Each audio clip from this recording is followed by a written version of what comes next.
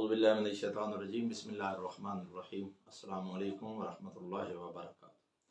انتہائی محترم و معزز سامعین، سلسلہ گفتگو میں خطبہ لما خطبہ فتح کے جیسے حصے کی طرف آج ہم جا رہے ہیں۔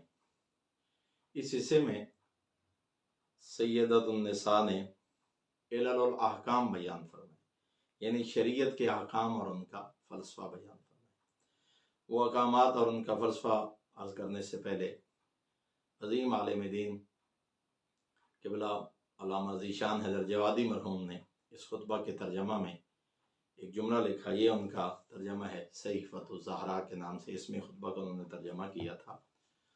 اس میں قبلہ نے ارشاد فرمایا کہ جب اس خطبہ کی تلاوت کی جائے تو جناب سیدہ کی طرف سے اعجازی کیفیت کا احساس ہوتا ہے۔ انسان تصور نہیں کر سکتا کہ انصار و مہاجرین کا مجمع پیغمبر اعظم جیسے بابا کو دنیا سے گئے ہوئے چند دن نہیں گزرے، اور اتنی حوصلے اور جرت کے ساتھ اور پھر اتنی فصاحت و بلاغت کے ساتھ بی بی نے یہ خطبہ ارشاد فرمایا۔ اس میں اعجازی کیفیت کا پہلو نظر آتا ہے، اور اس میں انہوں نے ایک حکمت بیان فرمائی ہے کہ بی بی نے احکام کا فلسفہ کیوں بیان فرمایا۔ فرماتے ہیں یہ متوجہ کرنا چاہتی ہیں عالم انسانیت کو کہ کل آنے والے زمانہ میں کوئی یہ نہ کہے کہ دختر پیغمبر مسئلہ شریعت سے واقف نہیں تھی۔ ان جملے کے ذریعے بی بی یہ بتانا چاہتی ہیں کہ احکام شریعت کیا، میں تو احکام کے فلسفہ کا بھی علم رکھتی ہوں، اور عالمہ غیر معلمہ پیغمبر اعظم کی دختر نے جو فلسفہ احکام بیان فرمایا، انسان کی عقل دنگ رہ جاتی ہے۔ کس انداز میں، آج ان میں سے چند جملے میں تلاوت کرتا ہوں۔ فَجَعَلَ اللَّهُ الْإِيمَانَ تَطْهِيرًا لَكُم مِّنَ الشِّرْكِ، بی بی فرماتی ہیں اللہ نے ایمان کو تمہیں شرک سے پاک کرنے کا ذریعہ قرار دیا۔ یعنی ایمان باللہ یہ انسان کو شرک سے پاک کرنے کا ذریعہ ہے، اس لیے کہ اللہ پر ایمان رکھنے کے ساتھ ساتھ غیر اللہ پر بھروسہ کرنا یہ سراسر ایمان کے منافی ہے۔ اللہ پر ایمان رکھتے ہوئے غیر اللہ پر بھروسہ وہی کرتا ہے جس کا ایمان کسی نہ کسی لمحے پہ کمزور ہو، ورنہ اگر انسان کا ایمان اگر مضبوط ہے تو انسان شرک جیسی آلودگیوں سے خود بخود پاک ہو جاتا ہے۔ ایمان کی مضبوطی اگر انسان کے اندر ہے اور پھر وہ ایمان باللہ، تو کہتے ہیں پھر نمرود کی آگ ہو ابراہیم جانے سے گھبراتے نہیں ہیں، فرعون کا دربار ہو موسیٰ جانے سے گھبراتے نہیں ہیں، حتیٰ کہ میدان کربلا ہو تو ہزاروں کے مقابلے میں چند افراد ہی ساتھ کیوں نہ ہوں، تو پھر فرزند زہرا یہ جملے کہتے ہوئے نظر آتے ہیں کہ یہ مشکلیں مجھ پہ اس لیے آسان ہو گئی ہیں کہ حسین کو یقین ہے کہ میرا اللہ یہ سب کچھ دیکھ رہا ہے، چونکہ اس کی نگاہ میں ہے۔ یہ ہے ایمان باللہ، یہ ہے اللہ پہ بھروسے پر ایک کامل اور عملی اظہار۔ تو بی بی یہ جملے ارشاد فرما رہی ہیں کہ اللہ نے ایمان کو شرک سے تمہیں پاک کرنے کا ذریعہ قرار دیا۔ اللہ اکبر۔ وَالصَّلَاةَ تَنزِيهًا لَكُمْ عَنِ الْكِبْرِ، اور نماز کو اللہ نے تمہیں تکبر سے محفوظ رکھنے کا ذریعہ بنایا۔ خود اندازہ لگائیں ایک جملے میں بی بی نے کس طرح عظمت نماز کو بیان فرمایا، اور نماز اللہ کی کبریائی کا عملی اعتراف ہے، اس لیے کہ جب انسان اللہ کی کبریائی کا اقرار کر لے تو پھر اس کے اندر وہ خود اپنے تکبر کا تصور نہیں کر سکتا۔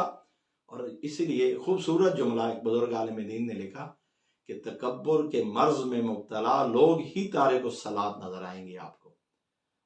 تکبر کا مادہ ہی انسان کو جھکنے نہیں دیتا۔ اور عظیم عالم دین، بہت بڑی شخصیت تاریخ تشیع میں، علامہ عبداللہ شبر نے اس خطبہ کی تشریح لکھی، تفسیر لکھی، اور اس خطبہ کشف المحجہ کے نام سے انہوں نے تشریح لکھی اس خطبہ کی۔ ایک خوبصورت جملہ آقا نے تعریف فرمایا۔ آقا عبداللہ شبر تعریف فرماتے ہیں کہ عرب کے لوگ اتنے متکبر تھے کہ وہ جھکنے کو پسند نہیں کرتے تھے، سر جھکانا توہین سمجھتے تھے، حتیٰ کہ اگر گھوڑے پر سوار ہوتے اور ان کا تازیانہ کوڑا گر جاتا تو جھک کے نہیں اٹھاتے تھے۔ بعض ایسے مواقع ملتے ہیں کہ ان کے جوتے کا تسمہ ٹوٹ گیا، انہوں نے تلوار کے ساتھ تسمے کو کاٹ دیا، مگر سر جھکا کے اس کو درست کرنے کے لیے سر نہیں جھکایا۔ وہ سمجھتے تھے کہ سر جھکانا ہماری توہین ہے۔ وہ خود اندازہ لگائیے، آقا عبداللہ شبر تعریف فرماتے ہیں کس طرح کریم اللہ نے پیغمبر اعظم کے ذریعے نماز میں انہی پیشانیوں کو زمین پہ رکھوایا جو سر جھکانا اپنے شان کے خلاف سمجھتے تھے۔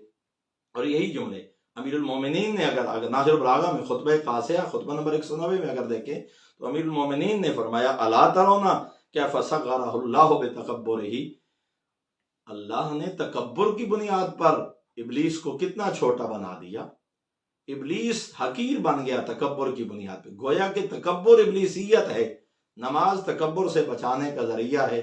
تو بی بی دو عالم یہ فرما رہی ہیں کہ نماز فقط ایک فریضہ نہیں ہے، نماز تمہیں ابلیسیت سے بچاتی ہے۔ اور اسی طرح اسی خطبہ میں امیر المومنین نے فرمایا وَلَنَا فِي ذَلِكَ مِن تَأْخِيرِ إِطَاقِ الْوُجُوهِ بِالتُّرَابِ تَوَاضُعًا، ان چہروں کو خاک پہ رکھوا کے اللہ ہمارے اندر تواضع پیدا کرنا چاہتا ہے۔ وَالْتِثَاقَ كَرَائِمِ الْجَوَارِ بِالْأَرْضِ تَصَاغُرًا، اور یہ عظیم اعضاء انسان کے، پیشانی، یہ ناک، یہ رخسار، یہ ہاتھ، خاک آلود کر کے انسان کے اندر سے اللہ تکبر کو ختم کرنا چاہتا ہے۔ یہی جملے بی بی نے فرمائے کہ نماز کو اللہ نے تمہارے اندر تکبر کو ختم کرنے کا ذریعہ بنایا۔ وَالصِّيَامَ تَثْبِيتًا لِلْإِخْلَاصِ، اور روزہ کو اللہ نے تمہارے اخلاص کو ثابت کرنے کے لیے، روزے سے خالص ایمان کا، اس کا مطلب ہے کہ جو روزہ رکھ رہا ہے وہ اپنے ایمان میں خالص ہے۔ اور یہ ایسا روزہ اللہ اور آپ کے درمیان ایک معاملہ، سوائے اللہ کے اور کوئی نہیں جانتا۔ ہر عبادت میرے آکاری ہو سکتی ہے، روزہ فقط اللہ اور آپ کے درمیان۔ اور اس لیے حدیث قدسی ہے الصوم لی وانا اجزی بہ، روزہ میرے لیے ہے اور میں ہی اس کی جزا دوں گا۔ کوئی دنیا کی طاقت، کوئی دنیا کی زبان روزہ کی فضیلت کو اور اجر کو بیان نہیں کر سکتی۔ اللہ فرماتا ہے یہ خالص میرا اور میرے بندے کا معاملہ ہے۔ اور بی بی نے فرمایا وَالزَّکَاةَ تَزْکِیَّةً لِلنَّفْسِ وَنَمَاءً فِی الرِّزْقِ، زکوٰۃ کے دو مقاصد بی بی نے بیان فرمایا۔ اللہ نے زکوٰۃ تم پر فرض کی ہے، ایک تمہارے نفس کو پاکیزہ کرنے کے لیے، اور دوسرا تمہارے رزق میں اضافے کا ذریعہ اللہ نے زکوٰۃ کو بنایا۔ تطہیر اور تزکیہ، قرآن کی اگر آیات ہم پڑھیں تو سورہ توبہ کی آیت نمبر 103 میں اللہ نے فرمایا خُذْ مِنْ أَمْوَالِهِمْ صَدَقَةً تُطَہِّرُهُمْ وَتُزَكِّيهِمْ بِهَا، ان لوگوں سے صدقہ لیجئے، زکوٰۃ لیجئے، مالی واجبات لیجئے۔ کیوں؟ ایک تو اس کے ذریعے پاکیزہ ہوں گے اور دوسرے بابرکت ہوں گے۔ تطہیر اور تزکیہ دو چیزیں بیان فرمائیں۔ تطہیر کیا ہے؟ زکوٰۃ وصول کر کے بخل، طمع، بے رحمی، دولت پرستی جیسے عیوب سے ان کو پاک کر دیجیے۔ اور تزکیہ کیا ہے؟ سخاوت اور ہمدردی اور اثار و قربانی جیسے اوصاف جمیلہ ان کے اندر پیدا ہوں۔ اس کا پتہ یہ چلتا ہے کہ زکوٰۃ اوصاف رذیلہ سے تطہیر کا ذریعہ ہے اور اوصاف حمیدہ کی تکمیل کا ذریعہ ہے۔ اور اگر میں فقط وقت کی تنگی کے باعث ایک دو آیات عرض کرتا ہوں۔ دوسری آیت میں فرمائی وَمَا أُوتِیتُم مِّن زَکَاةٍ وَمَا آتَیتُم مِّن زَکَاةٍ تُرِیدُونَ وَجْهَ اللَّهِ فَأُولَٰئِکَ هُمُ الْمُضْعِفُونَ، سورہ روم کی آیت نمبر 39 میں فرمایا جو اللہ کی رضا کے لیے زکوٰۃ دیتے ہیں اس کے ذریعے اللہ ان کے مالوں میں برکت پیدا کرتے ہیں۔ تو کوئی کل کو آنے والا لبرل اس کو ٹیکس نہ کہے، یہ ٹیکس نہیں ہے، یہ تو تمہارے لیے تزکیہ کا ذریعہ ہے، تطہیر کا ذریعہ ہے۔ پھر فرمایا وَالْحَجَّ تَشْیٖدًا لِلدِّینِ، اللہ نے حج کو دین کی تقویت کا ذریعہ قرار دیا، حج کو دین کی مضبوطی کا ذریعہ قرار دیا۔ اور اس لیے امیر المومنین آقا نے ارشاد فرمایا کبھی کعبہ کو خالی نہ چھوڑنا، کبھی بیت اللہ کو خالی نہ چھوڑنا، ورنہ غیر تم پر غالب ہو جائیں گے۔ اسلام کی مضبوطی اور استحکام کا ذریعہ اللہ نے حج کو قرار دیا۔ وَالْعَدْلَ تَنْسِیقًا لِلْقُلُوبِ، اور اللہ نے عدل و انصاف کو دلوں کو جوڑنے کا ذریعہ قرار دیا۔ عدل کے ذریعے دلوں کو ایک لڑی میں پرویا جاتا ہے۔ اور یہاں پہ آغا عبداللہ شبر نے ایک بہت خوبصورت جملہ تعریف فرمایا۔ آغا کاظم قزوینی نے، میں اشتباہ کر رہا ہوں، آغا کاظم قزوینی نے ایک خوبصورت جملہ تعریف فرمایا۔ وہ فرماتے ہیں کہ عدل کی اس سے بہتر تعبیر دنیا پیش نہیں کر سکی جو مخدوم کائنات بی بی نے پیش کی ہے۔ کیسے؟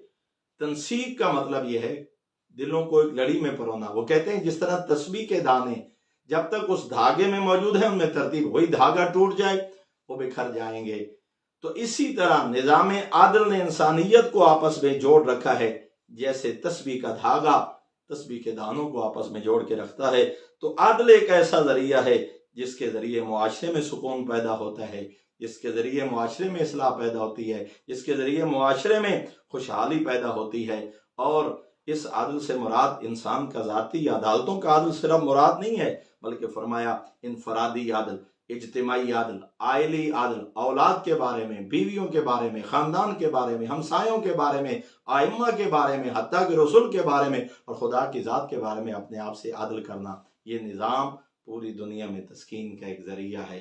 پھر محترم سامعین دیکھیے، آج میں نے فقط 6 چیزیں بیان کی۔ نماز کو اللہ نے تکبر کا ختم کرنے کا ذریعہ بنایا، زکوٰۃ تزکیہ نفس اور رزق میں اضافے کا ذریعہ، روزہ اخلاص کو ثابت کرنے کا ذریعہ، حج دین کی مضبوطی کا ذریعہ، اور عدل کو اللہ نے دلوں کو ایک لڑی میں پرونے کا ذریعہ قرار دیا۔ دعا ہے کریم اللہ ہمیں احکام شریعت کو سمجھنے کی، ان پہ عمل کرنے کی توفیق عطا فرمائے۔ والسلام علیکم ورحمۃ اللہ وبرکاتہ۔